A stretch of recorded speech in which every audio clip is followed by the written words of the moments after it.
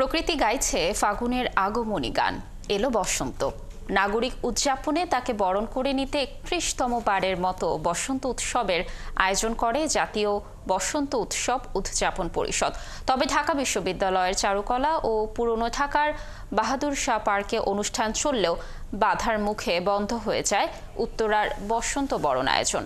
আরও জানাচ্ছেন নাদিয়া শারমিন।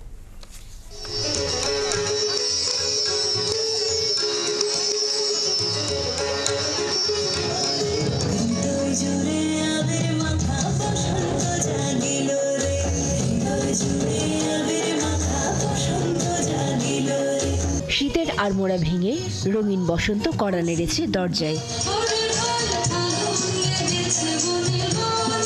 এসেছে ফুলে আর রঙে ভরা ভালোবাসার ফাগুন। তাই তার নাগরিক বরণ চলে চারুকলার বকুলতলায়। আবৃত্তির ছন্দে গানে নাচে চলে বসন্ত বন্দনা। ভালোবাসার এই সংস্কৃতি যুগের পর যুগ টিকিয়ে রাখার প্রত্যয় উৎসবপ্রেমী বাঙালির। সংস্কৃতির চর্চার ধারায় আমরা থাকতে চাই। আমাদের সংস্কৃতিটা এরকম বিভিন্ন উৎসবের মাঝখানে আমরা বাঁচিয়ে রাখতে পারি। এই যে এত রং, এত সুন্দর সব কিছু, যাতে ওদের মধ্যে জিনিসটা আসে যে ওরাও একসময় যখন বড় হবে ওরাও ওদের সন্তানদেরকে নিয়ে আসবে। ভালোবাসা আছে বসন্তের সঙ্গী হয়ে এই আয়োজনে। তাই ছবি তোলা আর ফুলের টোপর কিনে উদযাপন চলে সকাল জুড়ে। সবাইকে বসন্তের শুভেচ্ছা।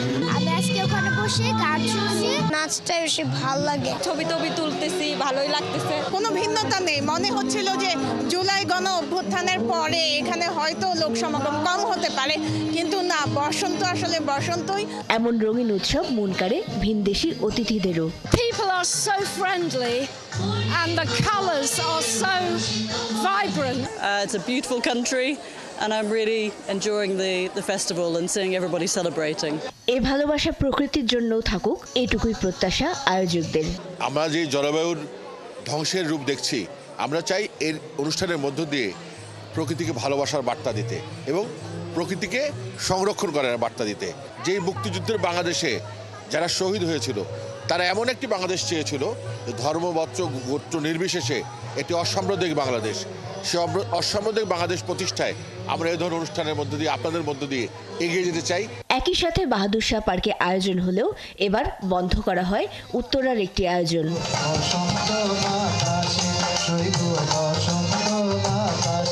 খেয়ালি এ বসন্তে প্রেম আদ্রোহ মিলে একাকার হয়ে বাড়ে উৎসবের রং। ফাগুনের সাথে ভালোবাসার রং মিলে মিশে এসেছে এই চারুকলার উৎসবে।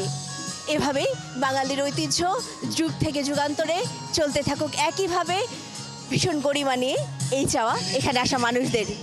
নাদিয়া শারমিন, ৭১, ঢাকা।